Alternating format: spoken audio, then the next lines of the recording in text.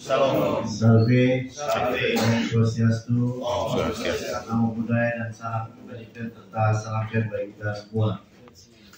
Teman-teman media yang kami hormati, kami banggakan dan kami muliakan. Hari ini Bang Tete menyelenggarakan dua agenda penting.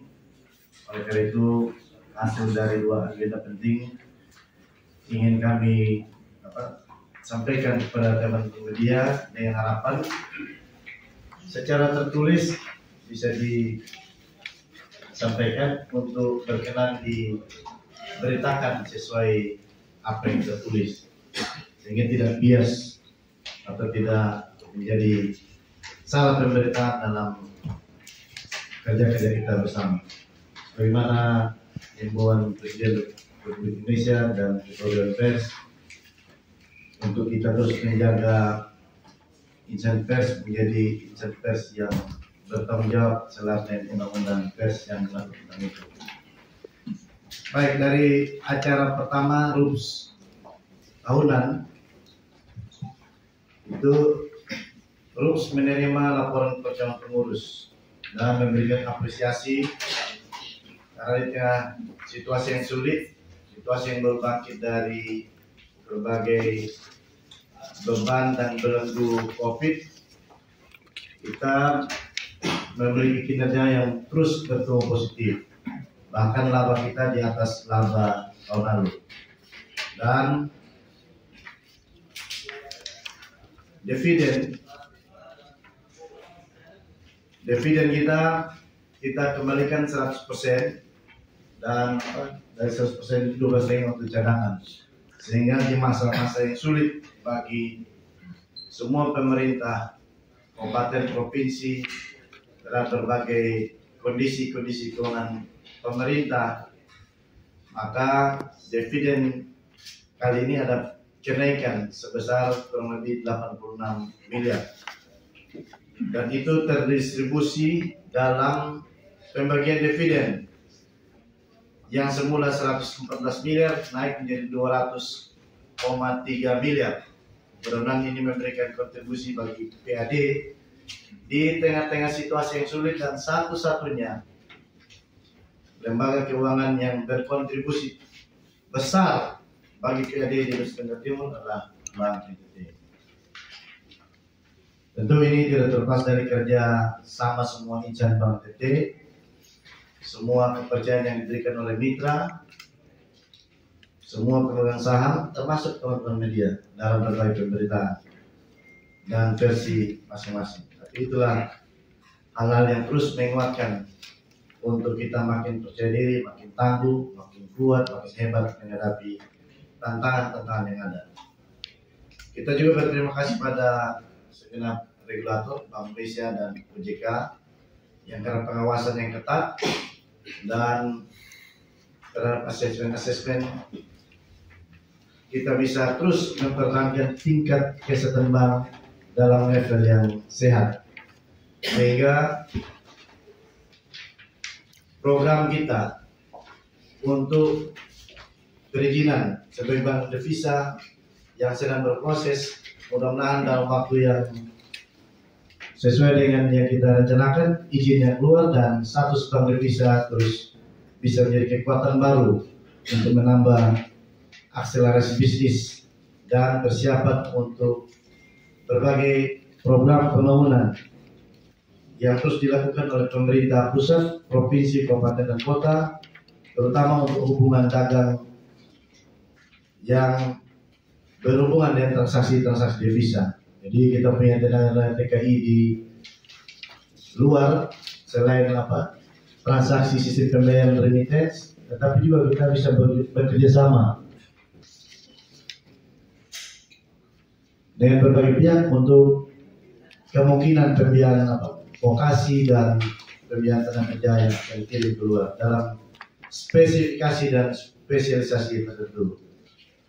Kemudian RUPS juga menyetujui untuk perpanjangan masa jabatan Pak Komisaris Independen Pak Somerjo Despansianus dan Pak Hilarius Minggu sebagai Direktur Teknologi Informasi dan Operasional. Seluruh pemegang saham seri A komit untuk pemegang modality minimum serta strategi untuk pemegang modality minimum. Jadi modality minimum tidak masalah. Bank NTT tidak mungkin turun dari DPR karena sekarang sudah 2,4 triliun. Dari perkembangan kinerja yang terus bertumbuh baik, komitmen para pemegang saham itu memberikan kekuatan untuk kita menatap masa depan dengan optimisme yang kuat.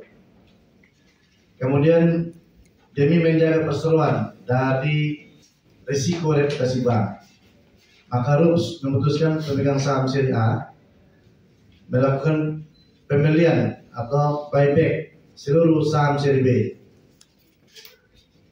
Kemudian memberikan kesempatan pada pemegang saham seri B, khususnya Pak Amos, untuk melakukan permintaan maaf secara terbuka ataupun melaporkan media-media yang selama ini menggunakan Pak Amos sebagai narasumber berita untuk melaporkan media-media tersebut. Sekiranya Pak Amos merasa itu tidak benar,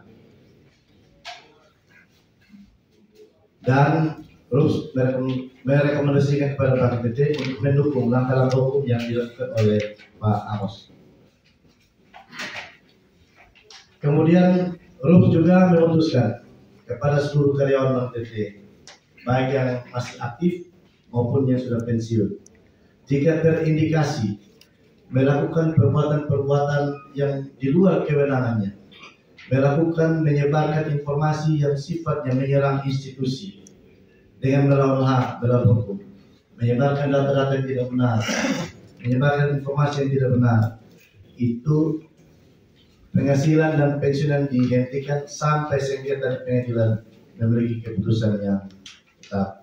Ini membuktikan bahwa pemegang saham kita tidak tutup mata, tidak pernah tuli dan tidak pernah diam dengan pemberitaan-pemberitaan yang sepihak yang dilakukan oleh beberapa teman-teman media. Nah, ini juga menjadi perenungan untuk kita semua, untuk baik apalagi kita yang umat Katolik, umat Kristen. Masa prapaskah menjadi refleksi diri kita masing-masing untuk mari kita kembali pada jalan yang benar. Kemudian terhadap proses gugatan hukum oleh mantan dirut, itu RUPS juga memberikan penegasan bahwa RUPS dan bank menghormati proses hukum yang ada dan memilih jalur hukum daripada memilih negosiasi atau mediasi dengan keinginan-keinginan yang tidak sesuai dengan aturan-aturan atau bertentangan, bahkan tidak berlandaskan hukum. Kemudian beberapa kasus-kasus yang sering digunakan oleh berbagai media, judulnya hari ini lain, besok lain, isinya itu ya terus. Masalah MTN itu temuan harus baca secara utuh, jangan baca tepanai sampai seluruhnya. Jadi seluruh rekomendasi BPK sudah ditindaklanjuti. Silakan periksa di laman BPK, datanya sudah tidak ada karena sudah selesai ditindaklanjuti. Jadi tolong beritakan data berita yang benar, yang bentuk opini terus menggunakan itu menjadi sesuatu yang halal. Kemudian personal juga 2 kali dalam RUPS 2019-2020 itu telah memutuskan bahwa itu adalah risiko bisnis dan upaya recovery sampai sekarang terus dilakukan oleh bank dan operator beserta 354 investor. Itu juga karena perintah pengadilan, putusan pengadilan bahwa dia pilot. Dan pada saat mantan dirut Pak Ishak masih menjabat, beliau mengeluarkan surat kepada BPK bahwa ditegaskan bahwa temuan BPK tentang MTN itu telah sesuai SOP yang berlaku. Ini tidak ada penyimpangan prosedur. Karena itu, mengingat ini sedang juga berproses di Kejaksaan Tinggi, kita memiliki komitmen yang kuat menghormati proses-proses yang sedang dilakukan tanpa mau mencederai. Maka tidak kita ingin menanggapi perkara itu, kita sangat menghormati proses hukum yang dilakukan. Kemudian ya kasus pemberhentian Pak Ishak sebagai mantan dirut itu juga melalui suatu mekanisme yang benar, dirotasi, tetapi kemudian dalam proses asesmen yang tidak lulusnya tidak bisa diteruskan proses sebagai direktur kepatuhan. Dan setelah itu beliau kan hadir di sidang terhadir, bukti-bukti lengkap.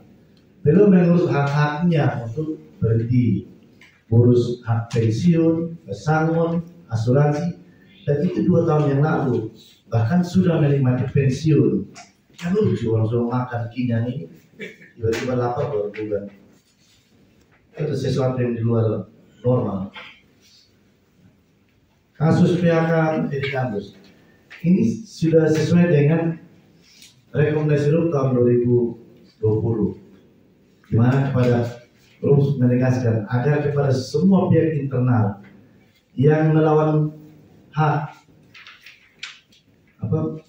bukan kewenangannya melakukan pemberitaan atau terlibat secara aktif menyebarkan informasi yang tidak benar, dokumen-dokumen dan hal-hal yang sifatnya menyerang institusi, maka yang bersangkutan harus ditindak tegas. Dan ini sesuai dengan Code of Conduct Insan Bank DT, yaitu dilarang dengan media sosial untuk mendiskreditkan institusi, pengurus, karyawan dan semua pihak yang ada dalam bank tersebut.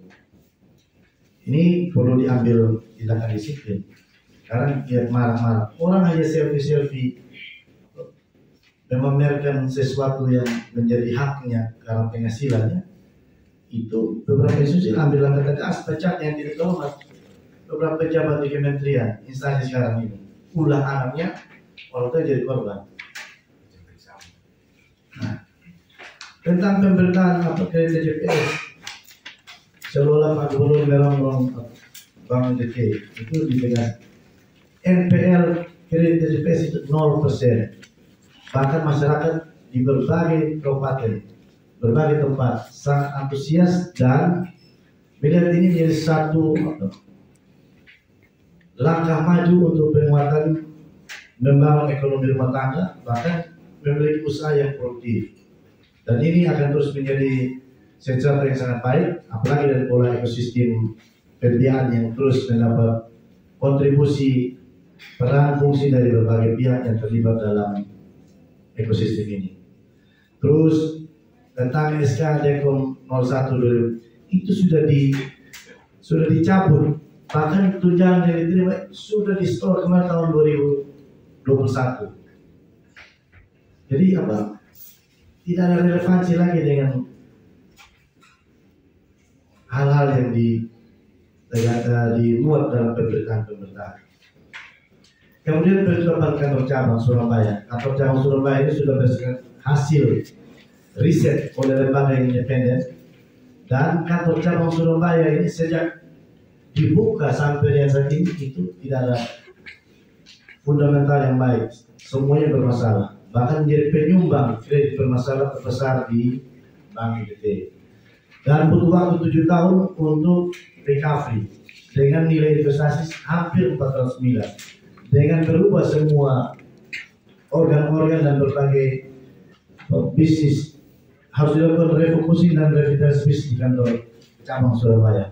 Oleh karena itu, sekarang sudah zaman digitalisasi, itu kalau kita investasi 400 miliar itu sangat tidak efisien, tidak produktif bagi hadirnya satu bank kantor cabang di tengah-tengah era digitalisasi yang makin hebat, tanpa batas, bahkan 24 jam.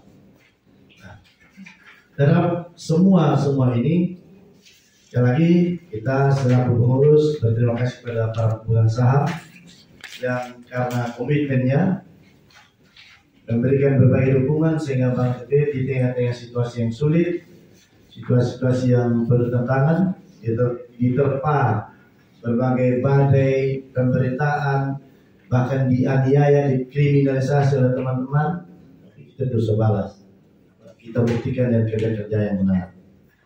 Kita buktikan dengan kerja-kerja yang tulus, yang sungguh-sungguh. Supaya apa? Energi kita jangan habis untuk membahas sesuatu yang tidak penting. Secara internal kita terus fokus pada pekerjaan, fokus pada rencana kerja kita, fokus pada tugas dan tanggung jawab kita. Tidak perlu fokus atau berbagi fokus pada hal yang tidak menopang kinerja kita. Karena kita menentukan effort sumber daya yang luar biasa, komitmen yang tinggi, loyalitas dan dedikasi yang tinggi untuk kekuatan kita menghadapi tantangan-tantangan yang sedang kita hadapi. Era geopolitik yang ekstrim. Sekarang kebijakan pemerintah yang bisa berubah secepatnya. Terus tantangan-tantangan di cuaca iklim yang global. Kemudian inflasi yang kita lihat akhir-akhir ini mulai ekstrim fluktuasinya. Ini membutuhkan energi-energi yang banyak dari Sinar Insan Bank PT untuk on fokus pada tugas kerja dan tanggung jawab kita masing-masing. Demikian beberapa hal yang bisa kami sampaikan terkait dengan konferensi pers kita siang ini. 2 acara, harus tahunan dan terus luar biasa. Tentang progres menjadi bank devisa, semua persiapan langkah-langkah sedang berjalan dan tanggal 31 kita akan mengajukan permohonan izin pada OJK untuk nantinya sesuai kewenangan OJK akan menilai kelayakan dalam asesmennya. Itu saja yang bisa kami sampaikan. Kami usahakan. Oke, selamat siang rekan-rekan media semuanya. Terima kasih sudah mendengarkan kita. Jadi sebagai komisaris tentunya saya ingin sampaikan yang tadi Pak Gubernur ingatkan di RUPS bahwa bank itu adalah bisnisnya bukan bisnis uang, tapi bisnis kepercayaan. Jadi kami berharap sekali media, rekan-rekan insan media juga mendukung kita dalam memberitakan hal-hal yang positif. Karena kalau memberitakan negatif tanpa dasar, itu hati-hati sekali. Ya, bahkan saya cerita saja, saya sampai dipanggil Kapolda karena pemberitaan itu berulang. Kenapa? Karena rekan-rekan kerjanya Pak Kapolda, nasabahnya, itu mau tarik uang dari Bank NTT karena pemberitaan itu. Saya sampai dipanggil, saya jelaskan, ya. Dan Pak Kapolda cukup kaget dan menanyakan kepada siapa saja media-media yang memberitakan ini. Ya kan berulang aja medianya itu aja kan. Saya yakin media yang baik selalu menginformasi yang baik. Jadi kami mohon ke depannya hati-hati pemberitaan. Jangan surat-surat dari OJK Anda publikasi. Surat-surat kami internal Anda publikasi. Itu melanggar loh. Dokumen rahasia bank, apalagi dokumen rahasia negara. Ya, saya mengerti mungkin rekan-rekan semua tidak paham ini, tapi ini kesempatan ini kita ingin sampaikan. Ya, hati-hati. Itu dokumen rahasia kita dilindungi oleh bank secrecy.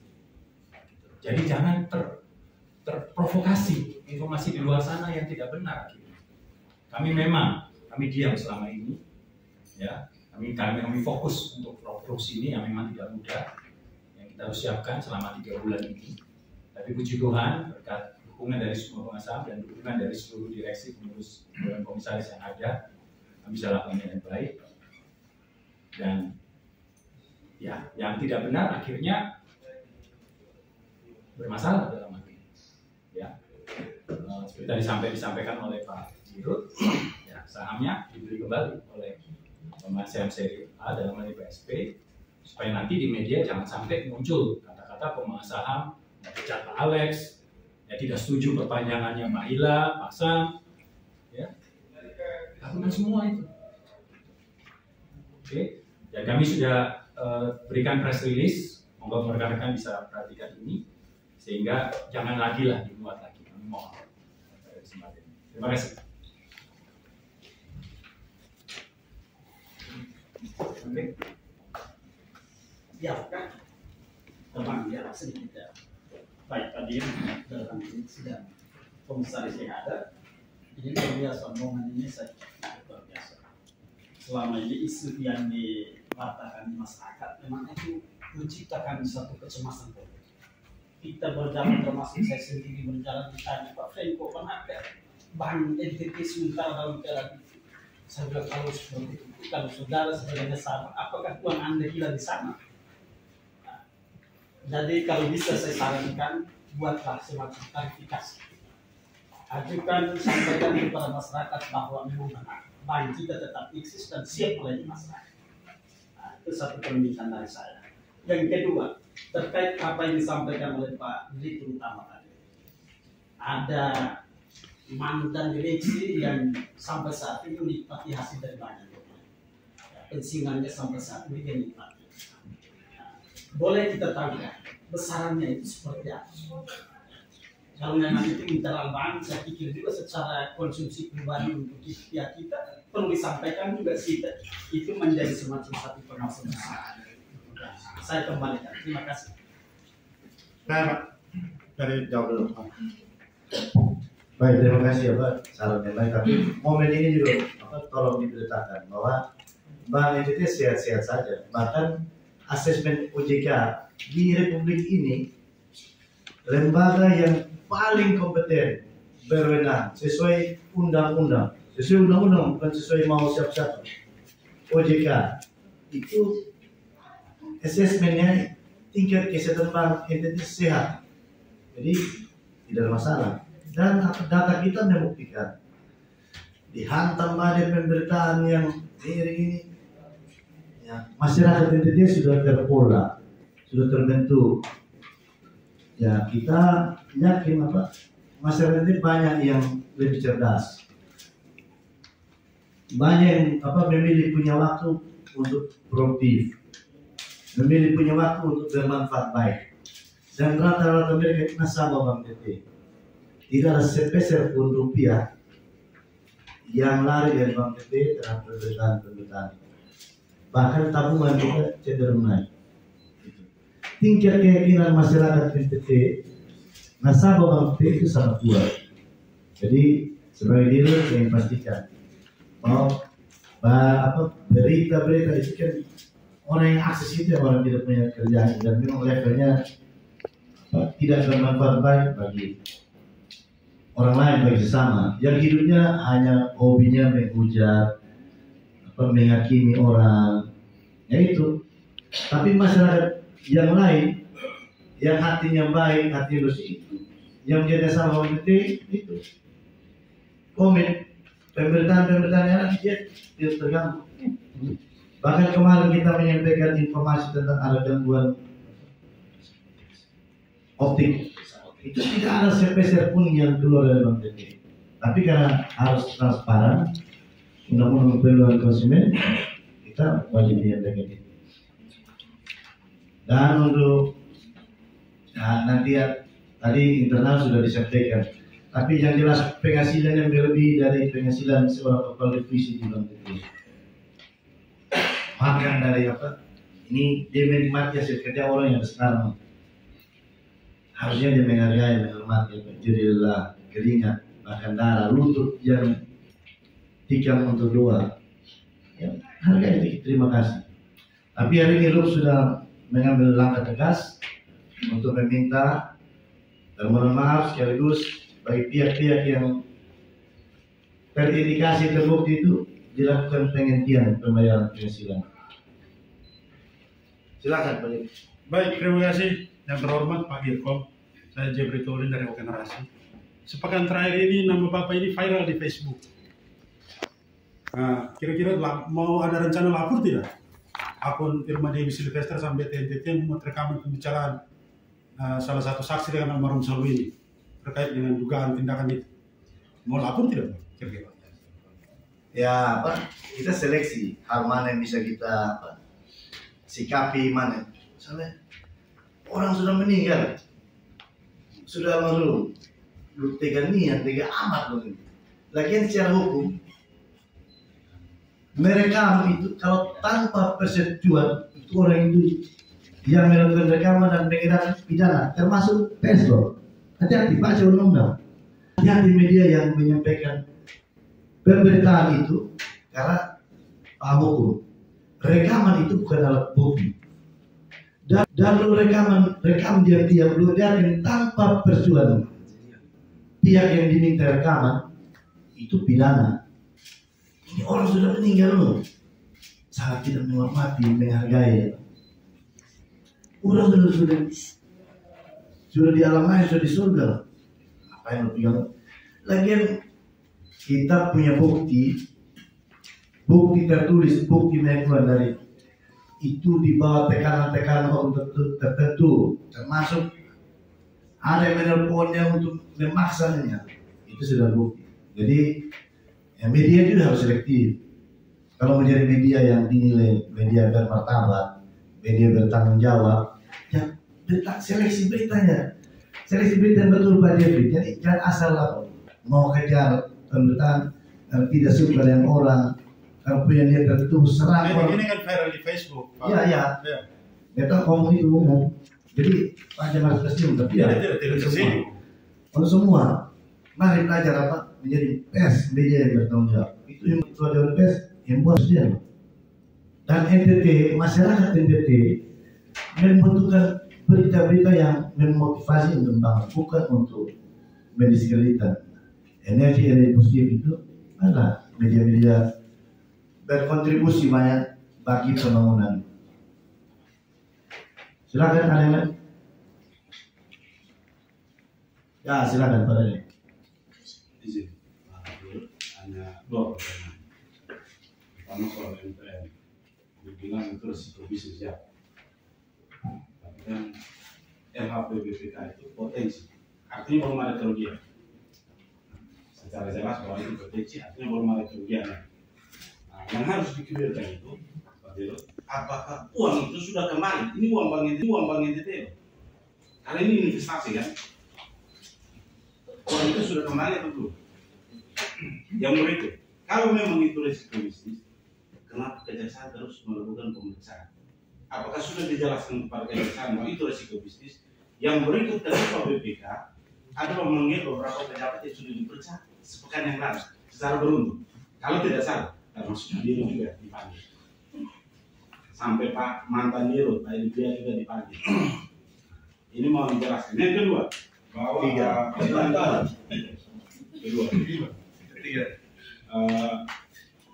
yang tanya itu saya tadi. Yang empat. Sudah. Soal kasus 5M.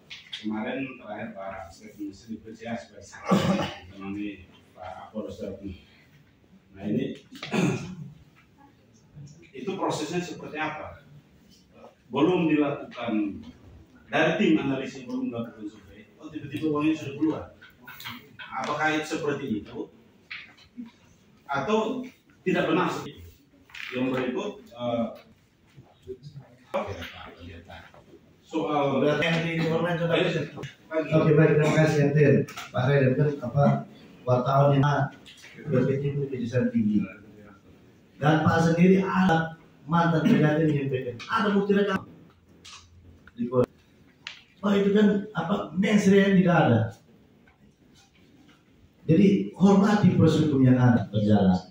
Jangan campur kewenangan yang sedang berproses. Tidak. Yang Pak sendiri sudah berulang itu terus. Dan rekonfirmasi itu terus. Tapi tulis lain terus.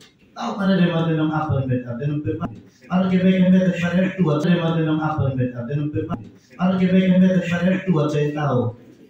Tidak ketemu ya toh. Siapa pernah mendustai? Atau Pak mendustai ya? Buat aja yang tahu. Terus pemeriksaannya kita sekali lagi komit menghormati semua proses hukum yang ada. Kita tidak mau berkomentar supaya nanti komentar nanti seolah kita mempengaruhi pihak lain. Tidak. Menghormati itu. Apapun mau periksa di mana itu terserah. Yang benar tetap benar. Rekayasa mau pasti akan. Tadi kurator sedang berproses terus. Kita hargai itu. Karena itu ya sekali lagi menghargai, menghormati proses hukum yang ada tanpa mencederai dengan prasangka yang tidak istilah kriminal baik apa baik pers atau apa itu janganlah. Mari kita menghargai semua proses. Kalaupun sampai ya biarkan sampai saja. Oh, lembaga kita percaya dunia untuk mencari keadilan ada di keadilan. Ya silakan sesuai fungsi tugas kewenangan itu hormati. Jadi tidak akan menjawab itu karena dalam komitmen menghargai, menghormati itu jangan usah kita usik sebagai ganggu proses itu. Silakan Pak. Ya, jadi kasus MTN ini kan kelihatan sekali lah ya, ulang terus. Ya. Dan saya pada kesempatan ini juga bilang bahwa ya seperti Bapak sudah ketahui, ya, walaupun harusnya nggak boleh ya, kalau ada pemeriksaan biarin aja kan berjalan. Kenapa kita harus bahas apa? Tunggu tanggal mainnya. Kalau menonton film, tunggu tanggal mainnya. Oke, terus yang mengenai 5 miliar itu kan juga kita hormati prosesnya. Makanya Stephen sudah berapa kali dipelajari untuk melakukan pemeriksaan. Ya, tapi kan sudah disampaikan juga bahwa itu terjadinya kapan, iya kan? Nah, jadi kalian juga harus kita harapkan juga pemberitaannya juga fair gitu loh. Oh, ini kredit lama yang kebetulan kami direksi ini tidak lari dari tanggung jawab untuk membantu menyelesaikan ini, kebetulan dianggap ada potensi yang tidak baik oleh Kejari, ya kita ikutin. Ya tapi mana mungkin lah dalam hal ini Stephen tidak ikut-ikutan apa-apa tiba-tiba ditahan. Ya, jadi kita juga hati-hati lah pemberitaan. Tahu dulu gitu loh. Mas Stephen betul kok Bapak yang terlibat. Kan pasti tidak menjelaskan. Nah itu yang kita mohon, kalian jangan dipikir. Ya, kasihan keluarganya Pak Stephen, Dirut. Oke, itu biarkan berproses. Kita sabar aja. Ya, kita juga tidak usah berasa busuk. Ya, pasti ya Kejari, Kejati, BPK, mereka butuh waktu. Ya, dan seperti sampai kita hormati prosesnya. Terima kasih. Cukup ya terakhir. Cukup. Selamat siang Pak. Oke. Dari saya satu pertanyaan. Ada keluhan dari nasabah CTU itu dikirimkan kepada kami beberapa minggu yang lalu. Mereka mengeluh bahwa Bank NTT TTU tidak mengembalikan barang jaminan kredit mereka. Tapi mereka sudah lunaskan dan mereka akan lanjutkan kredit di tempat lain. Tapi karena Bank NTT TTU belum kembalikan barang kredit ini, sehingga mereka kesulitan. Kami sudah lebih dari 5 kali kami konfirmasi ke pimpinan Bank di TTU dan belum dibalas. Jadi ini kesempatan yang menurut kami sangat baik. Sehingga kami ingin percaya ke Pak Dirut supaya dijelaskan. Kira-kira mekanismenya seperti apa? Baik, terima kasih. Karena ya ini di luar konteks kita tentang ya, tapi tentang kalian. Terima kasih informasinya. Tolong Pak Henry, tolong minta data di beliau untuk segera konfirmasi dengan PC Kiva, memastikan siapa debiturnya supaya kita lakukan tindak lanjut sesuai yang benar. Terima kasih informasinya. Pak terakhir terkait dengan DP dengan DPR dan dinilai Bapak ini kan mengecewakan DPR karena beberapa kali manggil tuh ada tanggapan atau bagaimana kedepannya Pak?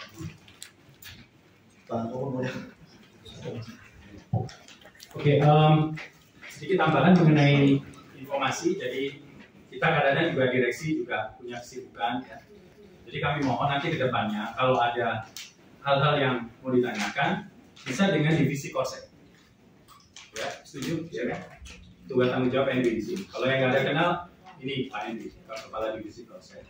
Ya, silakan WA ke beliau untuk dapatkan tanya ke beliau lanjut. Ya, terima kasih atas masukannya.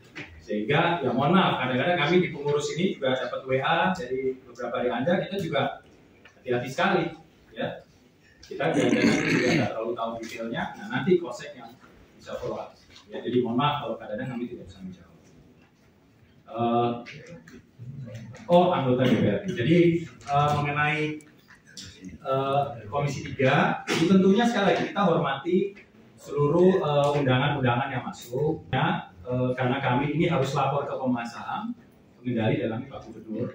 Jadi kami terus juga harus kembali dengan beliau, apakah memang perlu kami hadiri atau bisa diwakilkan oleh pemerintah provinsi. Dan itu sudah berulang kali ya Pak Gubernur sampaikan itu sudah diwakilkan oleh Sekda atau Bu Sekda.